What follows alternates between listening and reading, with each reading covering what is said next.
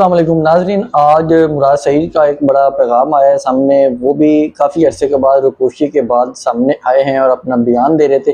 उन्होंने ये रुपोशी क्यों इख्तियार कर रखी थी उसकी वजूहत बता रहे थे कि इमरान खान साहब की उनको क्या गाइडलाइन है, कि वो किस तरह उनकी गाइडलाइन पर अमल कर रहे थे। मज़ीद जो महमूद खान अचकज़ई की मुलाकातें हो रही हैं, उनकी इतलात आ रही हैं कि उनकी मुलाकातों के हवाले से क्या बात सामने आई है, और जो PTI के अरकान हैं इन्होंने किस तरह इमरान खान को धोखा देना शुरू कर दिया है। ये तमाम अपडेट्स आपके साथ रखेंगे। और जो बजट है उसके हवाले से नई नई ख़तरनाक चीज़ें सामने आ रही हैं कि ये हुकूमत क्या करने जा रही है इस बजट में आवाम के साथ। तो सबसे पहले मैं आपके सामने रखूँगा मुराद सईद का पैगाम। अगर आपने चैनल को सब्सक्राइब नहीं किया तो चैनल को सब्सक्राइब ज़रूर कर लें। मुराद सईद साहब का आज पैगाम आया, वो एक इंटरव्यू दे रहे थे, उसमें वो बता रहे थे कि किस तरह इमरान खान साहब ने उन्हें कहा हुआ है कि आपने जब तक मैं ना कहूँ आपने रुपोशी इख्तियार करनी है।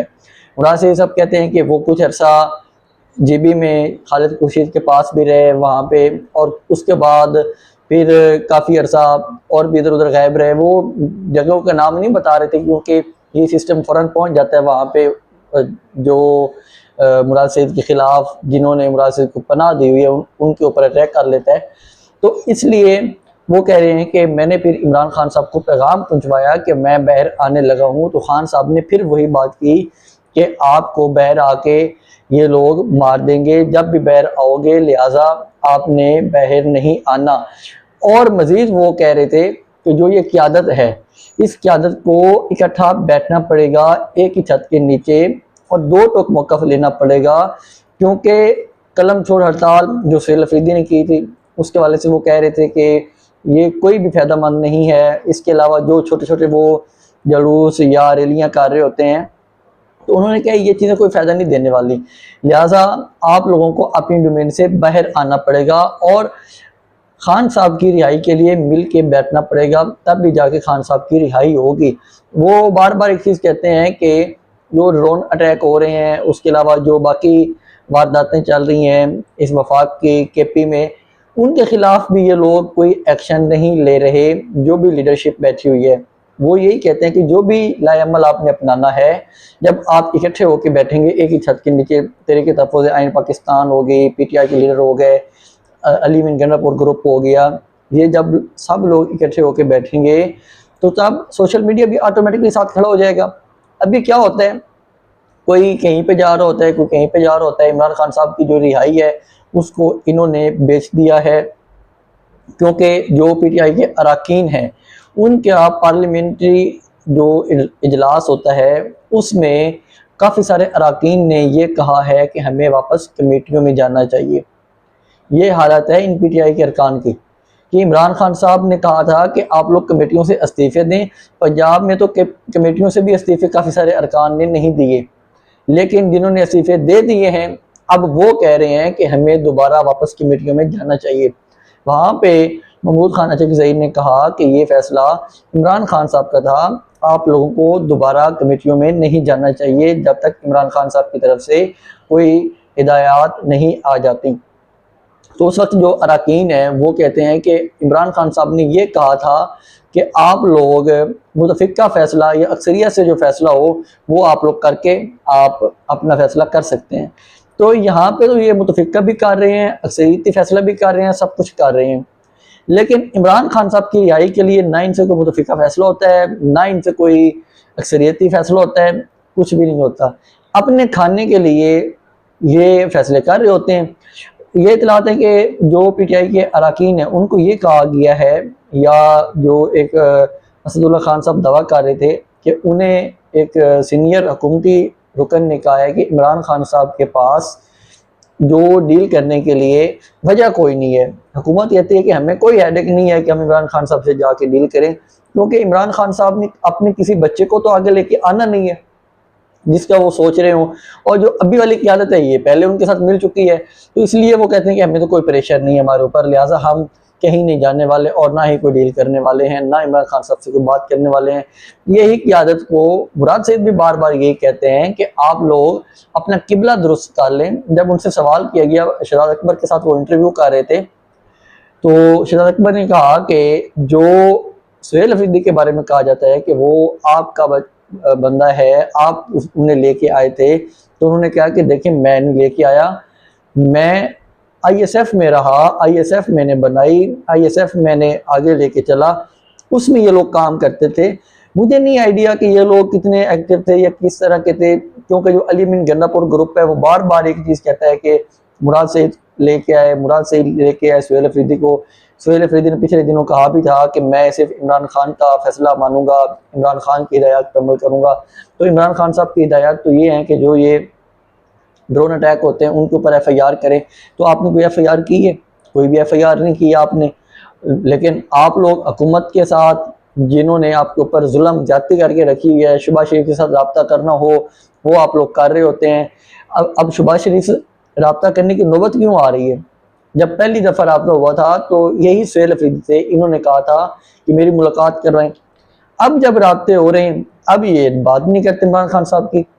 तो ये जो काम रख लिया है इन लोगों ने, ये इंतहाई ख़तरनाक इमरान खान साहब की ज़िंदगी के लिए, सेहत के लिए नहीं, ज़िंदगी के लिए। क्योंकि आंख तो उनकी पहले ख़राब हो चुकी है और क्या सेहत इन्होंने ख़राब करनी है।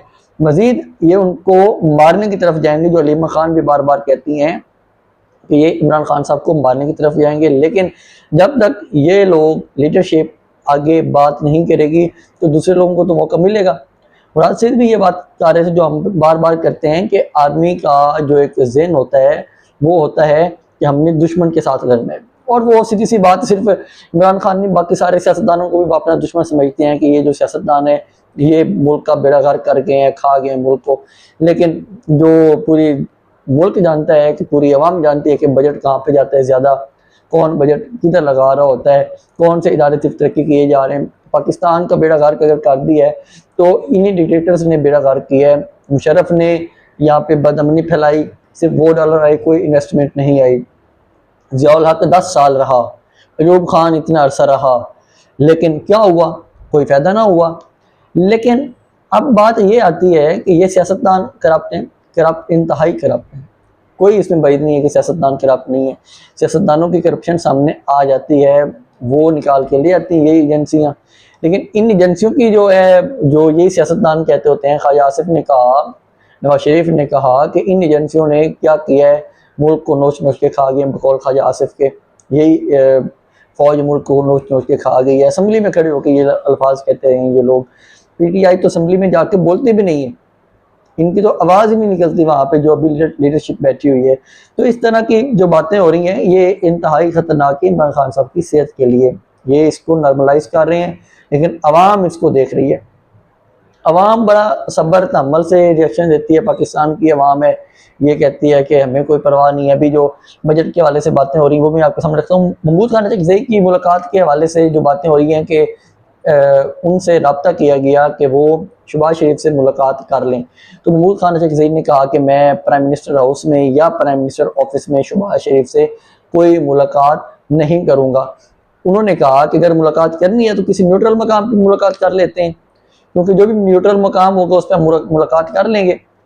तो उन्होंने कहा कि इस चीज़ को मद्देनज़र रखते हुए, क्योंकि जो इमरान खान साहब ने तुझे लीडर जो बनाया हुआ है वो तो महमूद खान के सही है ना, या अल्लामा राजा नासिर अब्बास हैं, उनको मैंडेट दिया हुआ है कि उन्होंने अगर बातचीत करनी है या एहतजाज करना है तो उनका ये मैंडेट है।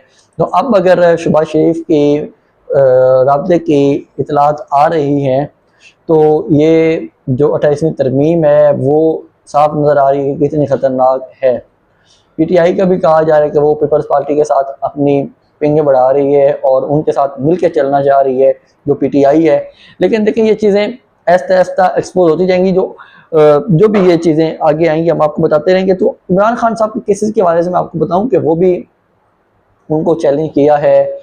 जो उज़मा खान है उन्होंने सुप्रीम कोर्ट में जो इमरान खान साहब को शिफ्ट करने के हवाले से था कि उनकी आंख ख़राब होगी और उनको शिफ्ट किया जाए शिफा हॉस्पिटल में, लेकिन उनको कहीं भी शिफ्ट नहीं किया जा रहा था। अब जो जस्टिस डोगर की कोर्ट से फैसला आया था वहाँ से ये फैसला आता है कि इमरान खान साहब के बारे में फ़ैसला करेंगे जो चीफ़ कमिश्नर है। ये फैसला दे रहे थे जस्टिस अरबाब मोहम्मद ताहिर। उन्होंने कहा था कि जो चीफ़ कमिश्नर हैं वो फैसला करेंगे कि इमरान खान साहब को कहाँ पे शिफ्ट करना है इलाज के लिए। तो अब जो इतलात आ रही हैं कि जो उज़मा खान है उन्होंने ये फैसला चैलेंज कर दिया है सुप्रीम कोर्ट में। उन्होंने कहा है कि ये फैसला गलत है। इससे पहले नवाज शरीफ साहब को लंदन में शिफ्ट किया गया था उनके इलाज के लिए, वो फिर 4 साल बाद वापस आए थे। उन्होंने ये सारे जो अखबारात के साथ थे वो लफ करके दे दिए हैं सुप्रीम कोर्ट को। लेकिन सुप्रीम कोर्ट क्या करेगी? ये अदालती निज़ाम इंतहाई बदबूदार हो चुका है इस वक्त। इसकी जितनी भी बंदा तनकीद करे उतनी थोड़ी है, क्योंकि तनकीद तो आप बंदा कहे ही ना। ये इस तरह का ये सिस्टम है। जो इस्लामाबाद में फ्लैट वाला मामला चल रहा था, वन कॉन्स्टिट्यूशन वाला, उसमें भी जो सिंगल बेंच का फैसला था जस्टिस डोगर का, वो अब चला गया है इंट्रा कोर्ट अपील में।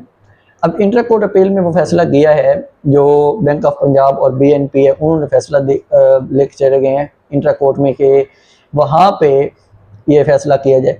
ये पहले भी इतलात थी, जब ये कमेटी बनी थी तब भी इतलात हम लोग दे रहे थे कि ये फैसला अब आगे जाएगा, इंट्रा कोर्ट अपील में जाएगा और वहाँ से फिर ये फैसला ख़त्म हो जाएगा और इनको फिर कहा जाएगा कि आप फिर पैसे दें और इन मामला को हल करें। तो अभी वहाँ पे मामला गए हैं तो मोहसिन नकवी देखते हैं क्या करते हैं, क्योंकि वो तो सख्त खिलाफ थे कि अमीर और गरीब में फ़र्क नहीं होना चाहिए, इस तरह नहीं होना चाहिए, उस तरह नहीं होना चाहिए। लेकिन खुद की करप्शन के बारे में या खुद के मनी लॉन्ड्रिंग के बारे में जो अफसार आलम ने कहा था, उसका आज तक मोहसिन नकवी ने कोई जवाब नहीं दिया। क्यों नहीं जवाब दिया? उनको जवाब देना चाहिए था, क्योंकि जो अफसार आलम है वो काफ़ी ज़्यादा एक्टिव सहाफ़ी हैं, उनको हर चीज़ का पता है। इनके साथ मिल बैठ के उन्होंने खाया हुआ है, नवाज शरीफ के साथ मिल के उन्होंने खाया हुआ है, तो उनको सब कुछ पता है कि ये लोग कैसे खाते हैं या किस तरह ये करप्शन करते हैं। तो ये जो मुकम्मल तौर पे सिस्टम चल रहा है अदालती सिस्टम, कल सुहेल अफरीदी भी आएंगे दोबारा। इमरान खान साहब की जो बहनों ने कॉल दी हुई है, उन्हें कहा हुआ है कि आप लोग आएँ यहाँ पे एहतजाज करिए। तो कल देखते हैं कि वो यहाँ पे आके क्या काम करते हैं, वो क्या अपना प्रोटेस्ट करते हैं। तो इस किस्म की जो भी इतलात होंगे हम आपसे शेयर करते रहेंगे। लेकिन PTI के अरकान जो हैं ये अब इमरान खान साहब से पीछे हटते हुए नज़र आ रहे हैं, जो कि इमरान खान साहब की तहरीक के लिए, उनकी सेहत के लिए इंतहाई ख़तरनाक है। अब इमरान खान के साथ सिर्फ आवाम खड़ी है। अरकान असम्बली जो है वो तो अपने मकसद के लिए बैठे हुए हैं, आवाम सिर्फ इमरान खान साहब की सपोर्टर रह गई है पीछे। जो अरकान असम्बली हैं वो सब भाग चुके हैं, कोई अरकान असम्बली वहाँ पे नहीं पहुँचता कि इमरान खान साहब के एहतजाज के लिए पहुँचे, उनके हवाले से बात करे। ये लोग तो 50,000 रुपये देते हुए इन्हें मौत पड़ रही है कि सलमान के राजा ने कहा था कि ये लोग 50,000 रुपये दें पार्टी फंड में, वहाँ पे इनको मौत पड़ रही है कि हम वहाँ पे पैसे क्यों दें। ये इनकी हालत है। तो इसके साथ ही मुझे इजाज़त दें, मज़ीद अपडेट हम आप लोगों से शेयर करते रहेंगे। अल्लाह हाफ़िज़।